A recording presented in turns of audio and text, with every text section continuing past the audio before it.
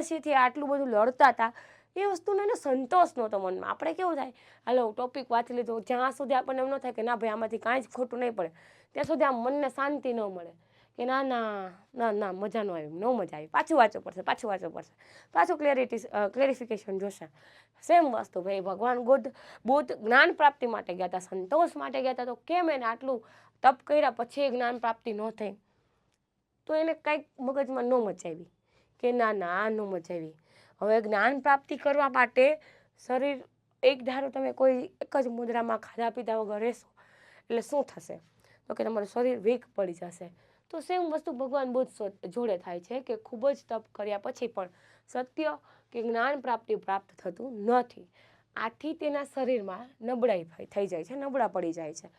અને સોનાની ગામ ખાતે સુજાતા નામની નિમ્ન કુળની ક્ષત્રિય કન્યાદાર સ્ત્રી દ્વારા ખીર ખવડાવવામાં આવે છે. સૌથી વધારે ક્લાસ 3માં પૂછાયેલો ક્વેશ્ચન, જ્યાં પણ નોટ કરવો હોય ને કરી લ્યો. આ નબળા કુળની એટલે શૂદ્ર કુળની કન્યા કહેવાય. ભગવાન બુદ્ધને કોને ખીર ખવડાવેલી છે? સુજાતા નામની કન્યાએ ખીર ખવડાવી છે, જે નબળા કુળની નિમ્ન કુળની હતી અને એક સ્ત્રી દ્વારા ખીર ખવડાવવામાં આવી છે. ખીર ખાઈને ભગવાન બુદ્ધમાં શું જાગે છે? પાછું ચેતના જાગે છે. અને આ પછી બુદ્ધિ ગયા જાય છે, પીપળાના ઝાડ નીચે ઉત્તર દિશામાં બેસે છે અને ધ્યાન કરે છે. ત્યારબાદ એને 39 દિવસના અંતે જ્ઞાન પ્રાપ્તિ થાય છે. કેટલામાં દિવસના અંતે જ્ઞાન પ્રાપ્તિ થાય છે ભાઈ બોધિ ગયામાં? તો કે 39 દિવસે. અને જ્ઞાન પ્રાપ્તિ થાય છે કયા વર્ષે? તો કે 35 વર્ષે. નીકળા કયા વર્ષે હોય છે? તો કે 29 વર્ષની વયે નીકળા હોય છે. આ દરેક વર્ષો યાદ રાખજો, ખાસ પૂછાશે, દિવસો પૂછાશે, વર્ષો પૂછાશે. કન્ટિન્યુઅસલી 2 થી 3 વખત તમે રિવાઇઝ કરશો મારો લેક્ચર, આરામથી તમને વર્ષો અને દિવસો યાદ રહી જ જશે. આમાંથી પૂછાવા લાયક શું છે? સિમ્પલ છે. મેન્સને રિલેટેડ આમાં કોઈ ક્વેશ્ચન નીકળે એવો લાગતો નથી મને. સિમ્પલ વસ્તુ નીકળી શકે છે આમાંથી. ક્વેશ્ચન આન્સર વર્ષને લગતો નીકળી શકે છે કે ભાઈ ભગવાન બુદ્ધને જ્ઞાન પ્રાપ્તિ કેટલામાં દિવસે થઈ હતી? તો કે 39માં દિવસે. પ્લસ ભગવાન બુદ્ધને જ્ઞાન પ્રાપ્તિ કેટલામાં વર્ષે થઈ હતી? તો કે 35માં વર્ષે. આ સેમ વસ્તુ યાદ રાખજો. આ સૌથી વધારે પૂછાયો છે. ક્વેશ્ચન ટર્ન રાખી દે કે ભાઈ કેટલામાં વર્ષે થઈ હતી જ્ઞાન પ્રાપ્તિ? 35 વર્ષે થઈ હતી, બરાબર, 35 વયની ઉંમરે થઈ હતી. હવે સામે એમ રાખી દે ઓપ્શનમાં 29. તમે કન્ફ્યુઝ થવાના જ છો. 29 વર્ષની વયે તો ગૃહ ત્યાગ હતો, નહીં કે જ્ઞાન પ્રાપ્તિ. ગૃહ ત્યાગ પૂછે કે ભાઈ ગૃહ ત્યાગ કર્યો ત્યારે એમની ઉંમર કેટલી હતી? તો કે 29 વર્ષ હતી. તો એ ગૃહ ત્યાગની ઉંમર હતી, નહીં કે જ્ઞાન પ્રાપ્તિની ઉંમર હતી. એટલે આ બે વચ્ચે સૌથી વધારે ક્વેશ્ચનને કન્ફ્યુઝ કરી શકાય એવો ક્વેશ્ચન હતો, જે મેં તમને ક્લિયર કરાવી નાખ્યો છે. ભગવાન બુદ્ધને લઈને જેટલું બી હશે એટલું આવું નાનું ક્લાસ 3 માટે IMP છે કે ભાઈ કઈ કન્યાએ એમને ખીર ખવડાવેલી હતી? તો કે સુજાતા નામની કન્યાએ. તો એ કયા કુળની હતી? તો કે નિમ્ન કુળની હતી. આ બધું નોર્મલ હતું. હવે ત્યારથી આગળ, હવે ભગવાન બુદ્ધને જ્ઞાન પ્રાપ્તિ થઈ, ત્યાં સમયે કઈ મુદ્રામાં હતા?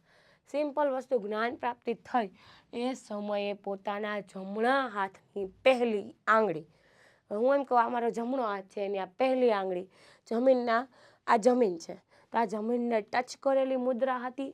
જમીનને સ્પર્શ કરતા હોય એ રીતે મુદ્રામાં બેઠેલા હતા. ધ્યાન ધરવા માટે આપણે આમ બેસીએ છીએ. એ જ્યારે એમને જ્ઞાન પ્રાપ્તિ થઈ ત્યારે જમીનને સ્પર્શ કરેલી મુદ્રા હતી એની આમ. એટલે જમણા હાથની પહેલી આંગળી એમની જમીનને અડેલી હતી. ખાસ યાદ રાખજો, જ્ઞાન પ્રાપ્તિ માટે આ મુદ્રા નહોતી એમની. ખાસ યાદ રાખજો, હજુ કહું છું, જમીનને અડેલી હતી એ પણ જમણા હાથની પહેલી આંગળી. ડન? જે વસ્તુ આપણે અહીં લખી છે કે ભગવાન બુદ્ધને જ્ઞાન પ્રાપ્તિના સમયે પોતાના જમણા હાથની પહેલી આંગળી જમીનમાં સ્પર્શ કરેલી હતી. જ્ઞાન પ્રાપ્તિ થયા બાદ હવે જ્ઞાન પ્રાપ્તિ થાય છે પછી સૌથી મોટું શું છે? તો કે તમારી ઈચ્છાઓ, તમારી ભાવનાઓ કે અથવા તો તમારી કોઈ પ્રત્યેની કોઈ પણ જાતની તૃષ્ણા હોય, વેર હોય, કાંઈ પણ હોય, દરેક વસ્તુને તમારે મારવાની છે. તો આ ટાઈમે ભગવાન બુદ્ધની સામે એ બધી જ વસ્તુ એની સામે આમ મતલબ લડાઈ કરવા આવતી હોય કે ના તમે અમને અવોઇડ ના કરી શકો. લાઈક આપણી જેમ કેમ કોઈ એવું કીધું હોય કે ભાઈ આજે તો હું આટલું વાંચી જ લઈશ, ભલે ને ગમે એ વસ્તુ મારી ફેવરિટ મારી સામે ન હોય, ગમે ને ભલે ને બધા ગમે એવું મૂવી જોતા હોય મારી સામે, આપણે નહીં ટસના મસ્ત થાય.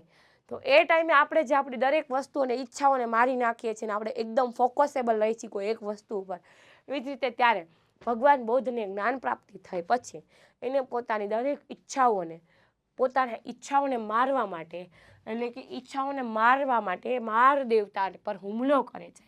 તો માર દેવતા એના બધી જ ઈચ્છાઓ સાથે હુમલો કરે છે. ગૌતમ બુદ્ધની જેટલી બી કનેક્ટિવિટી હોય, જેટલું બી ગૌતમ બુદ્ધને કનેક્ટ હોય, દરેક વસ્તુને લઈને હુમલો કરે છે. આ સમયે ગૌતમ બુદ્ધ પોતાની જ્ઞાન પ્રાપ્તિથી અને પોતાના માઇન્ડસેટથી, મનોબળને લીધે સામેવાળાને દરેક વસ્તુને ફૂલમાં બદલી કાઢે છે, દરેક ઓજારને ફૂલમાં બદલી કાઢે છે, દરેક તૃષ્ણાનો ત્યાગ કરી આપે છે અને આ વિજય મેળવે છે. એ જ વિજયને અજંતાની ગુફાઓમાં આપણને ચિત્ર જોવા મળે છે. આ જ વિજયને લગતું ચિત્ર જોવા મળે છે. સેમ વસ્તુ પાછું એક વખત ખાલી જસ્ટ જોઈ લઈ કે ભાઈ ભગવાન બુદ્ધના જ્ઞાન પ્રાપ્તિ સમયે પોતાના જમણા હાથની પેલી આંગળી જમીન પર હતી.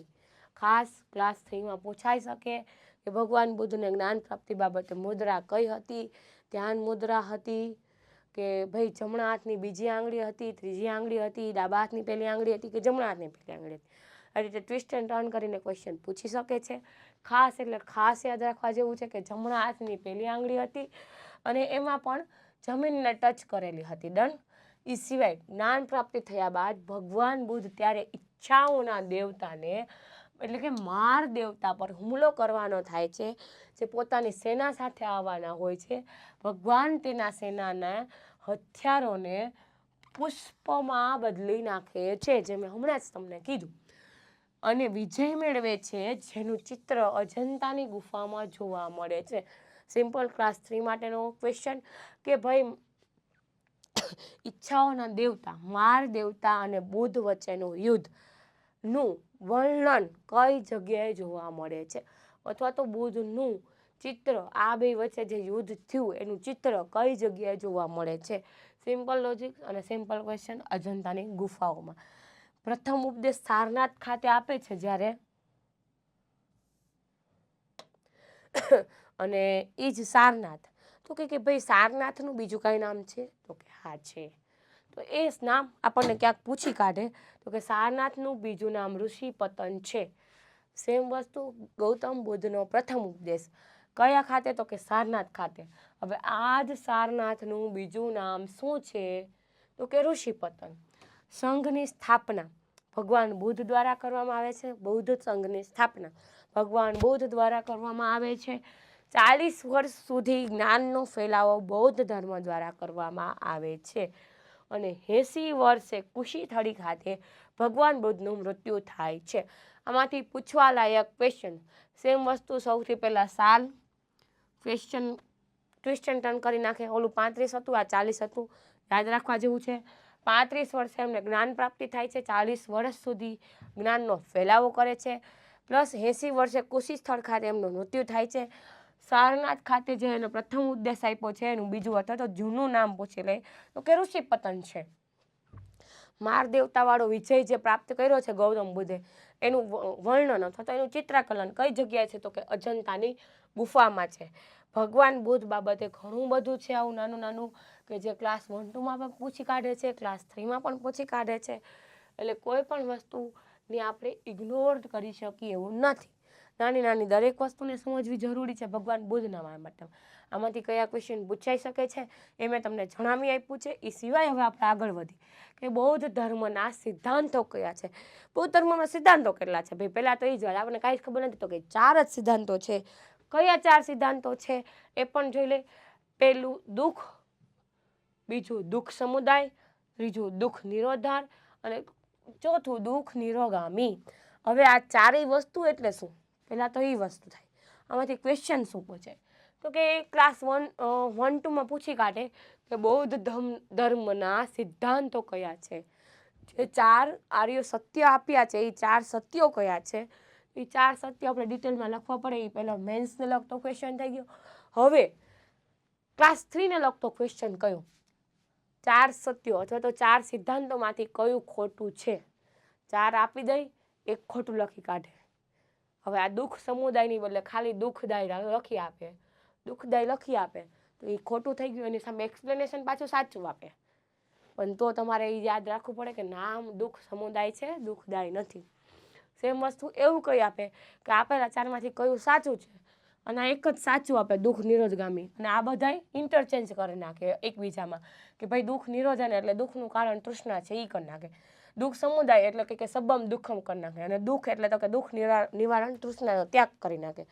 તો ઇન્ટરચેન્જ કરીને તમને ક્લાસ 3માં થોડા કન્ફ્યુઝેબલ ક્વેશ્ચનમાં નાખી શકે છે. એટલે આ પણ આપણા માટે આઈએમપી છે, સિમ્પલ છે, એટલું કાંઈ હાર્ડ એન્ડ ફાસ્ટવાળું અઘરું પણ નથી કે જે ન આવડે. 4 આર્ય સત્યો કયા છે? તો કે પેલું દુઃખ, તો કે સુબ્બમ દુઃખમ, બધાનું દુઃખ એ દુઃખ જ કહેવાય. દરેક વસ્તુને પકડી રાખવી પણ દુઃખ કહેવાય. દુઃખ સમુદાય, દુઃખનું કારણ શું છે? તો કે તૃષ્ણા, ઈચ્છા. હવે મને કોઈ વસ્તુની ઈચ્છા થઈ કે ભાઈ મારે આજે મંચુરિયન ખાવા છે. બાય ડિફોલ્ટ એવું થાય કે મારે અહીંથી જવામાં લેટ થઈ ગયું લેક્ચરમાંથી, મને મંચુરિયન ન મળ્યા તો મને દુઃખ થશે ને, મારે તો આજે મંચુરિયન ખાવા હતા યાર, મારે ખવાના નહીં શું. પછી મારી સામે ઘરનું સારું સ્વાદિષ્ટ ભોજન આપેલું હશે ને તો પણ મારો જીવ ક્યાં રહેશે? મંચુરિયનમાં. હા આજે ન ખવાના યાર, મને ખાવા હતા મંચુરિયન. સેમ વસ્તુ તો કે ભાઈ દુઃખનું કારણ જ શું છે? તો કે તૃષ્ણા છે. જ્યાં સુધી તમે ઈચ્છાનો ત્યાગ કરતા નહીં શીખો ત્યાં સુધી તમે સુખને નહીં પામી શકો, ત્યાં સુધી તમે જ્ઞાન પ્રાપ્તિ નહીં પામી શકો. એટલે ત્રીજું શું આપે છે? દુઃખ નિરોધ. દુઃખ નિરોધ એટલે શું? તો કે દુઃખનું નિવારણ. દુઃખનું નિવારણ શેનાથી થવાનું? તો કે તમારી ઈચ્છાઓનો ત્યાગ કરો. ઈચ્છાઓનો ત્યાગ, હવે તમે એમ કહો કે કાંઈ થોડીને દરરોજ આપણે હરખું જ ખાઈ શકવાના, થોડીને દરરોજ સરખું. ઈચ્છાઓનો ત્યાગ મતલબ એવું કે જે સિચ્યુએશનમાં તમારી પાસે જે વસ્તુ છે એનાથી ખુશ થતા શીખો, સુખી રહેતા શીખો. ઓકે ચલો મારે મંચુરિયન ખાવા હતા, અહીંથી ગઈ છું, લેટ થઈ ગયું છે, નથી મળ્યા. ઓકે મારી પાસે ઘરનું એનાથી પણ સારું ભોજન મને મળેલું છે તો મને એની ખુશી હોવી જોઈએ ને, નહીં કે એનું દુઃખ કે મારી પાસે જે નથી એના પાછળ હું રોઈ લઉં. એ વસ્તુ શીખવાડવાની વાત છે કે ભાઈ દુઃખનું કારણ જ ઈચ્છા છે, તો દુઃખના ઈચ્છાનો તમે ત્યાગ કરશો એટલે ઓલમોસ્ટ તમને જે મળે છે એમાં તમને સુખની પ્રાપ્તિ થશે. જ્યાં સુધી હું મારી મંચુરિયનની ઈચ્છાનો ત્યાગ નથી કરતી ત્યાં સુધી મારી સામે આવેલું ઘરનું સ્વાદિષ્ટ ભોજન પણ મને ભાવશે નહીં. સમજાય છે? એ જ વસ્તુ છે. હવે દુઃખ નિરોધગામી, દુઃખ દૂર કરવાના અષ્ટાંગી માર્ગ. ભગવાન બુદ્ધે 8 માર્ગો આપેલા છે જે આગળ હમણાં હું તમને સમજાવીશ. આ અષ્ટાંગી માર્ગો પણ જોવા મળે છે જે આગળનામાં હું આખો 8 માર્ગો તમને બતાવીશ ને સમજાવીશ.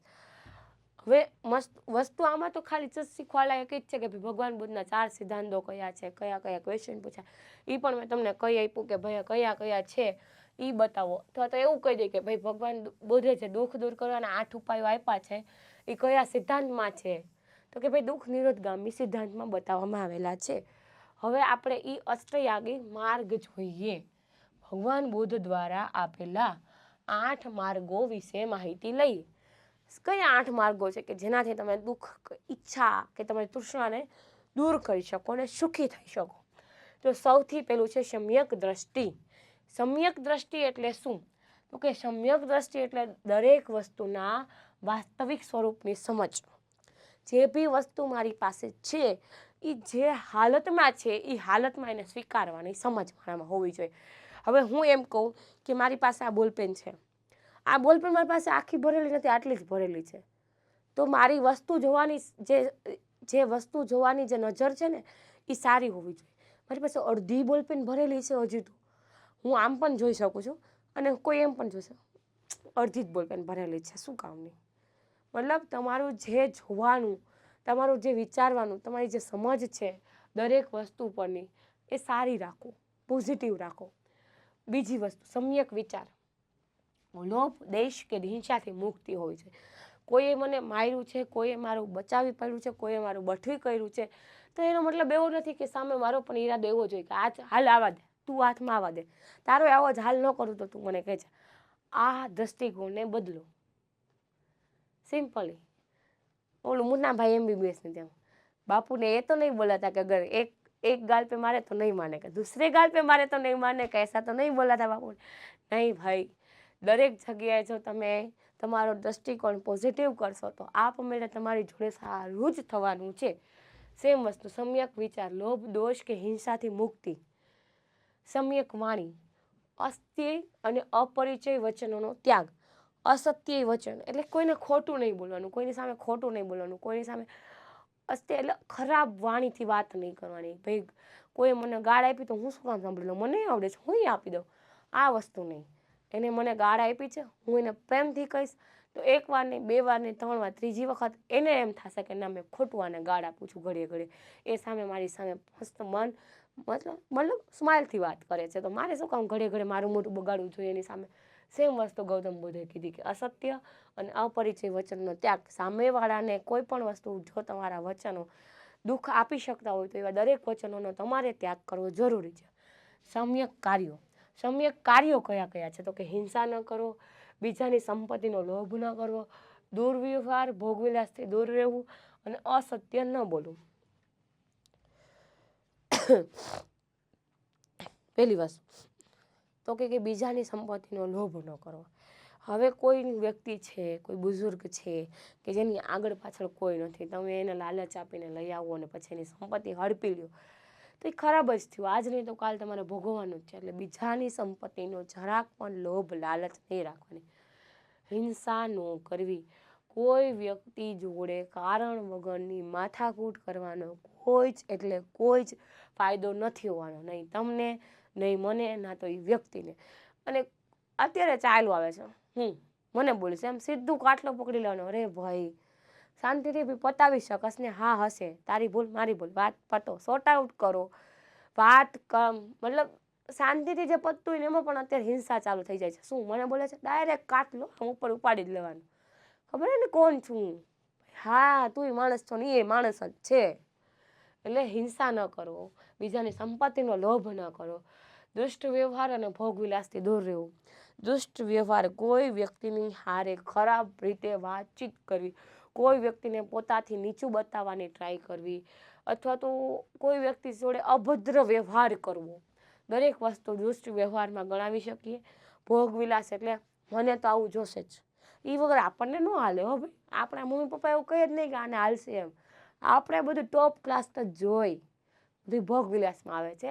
5 રૂપિયાના પડીકાથી જે ખવાઈને પેટ ભરાતું હોય એના માટે 10 રૂપિયાનું પડીકું લેવાની જરૂર નથી.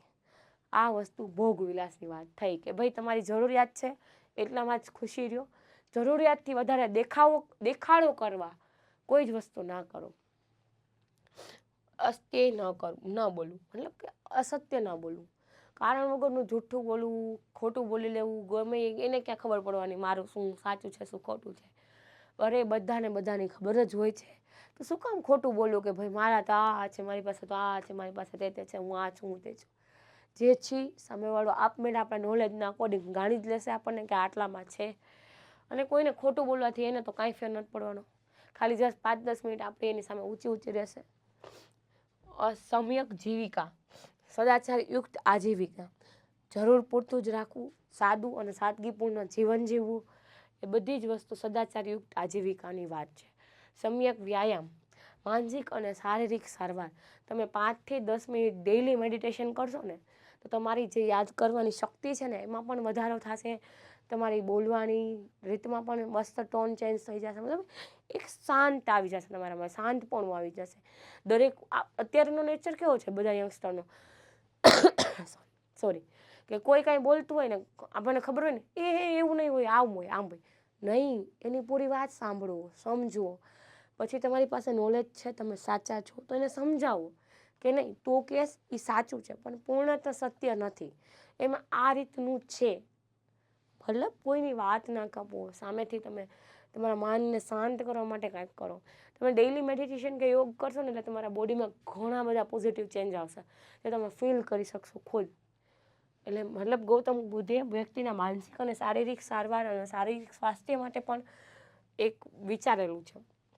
સમ્યક સ્મૃતિ, સાત્વિક ભાવ, દરેક વ્યક્તિ જોડે સરખા ભાવે જ વર્તન કરવું.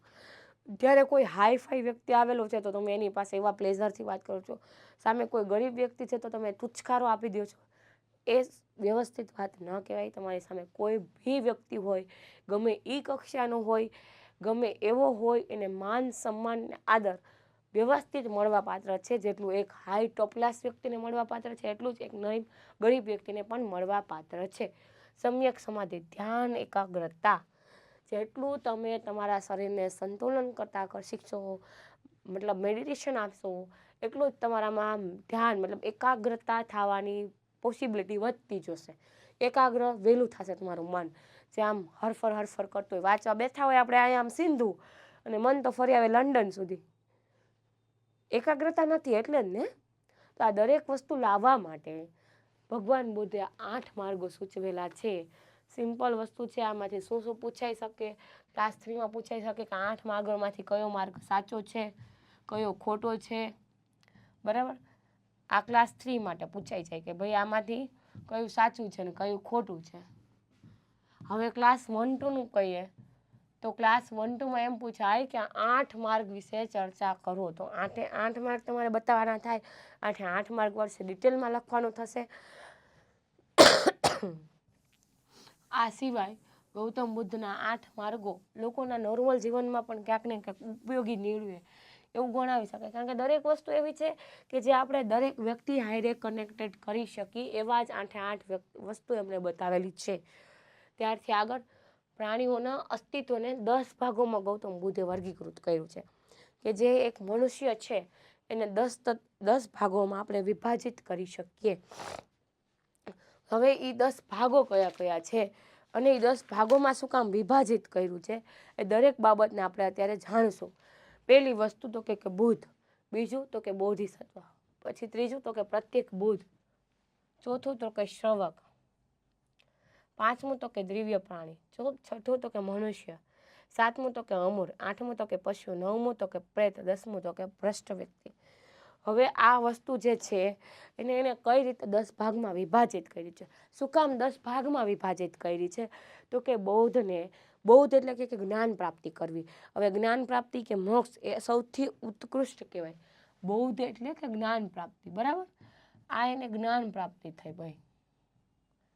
બૌદ્ધ છે જે માણસનું એક પહેલું હોય સત્વ અસ્તિત્વમાં, તો કે બૌદ્ધ જ્ઞાન પ્રાપ્તિ થઈ. બોધિસત્વ એટલે કે મોક્ષ મળવો. હવે બોધિસત્વનું શું થયું? તો કે મોક્ષ મળે છે. હવે પ્રત્યેક બુદ્ધ એટલે દરેક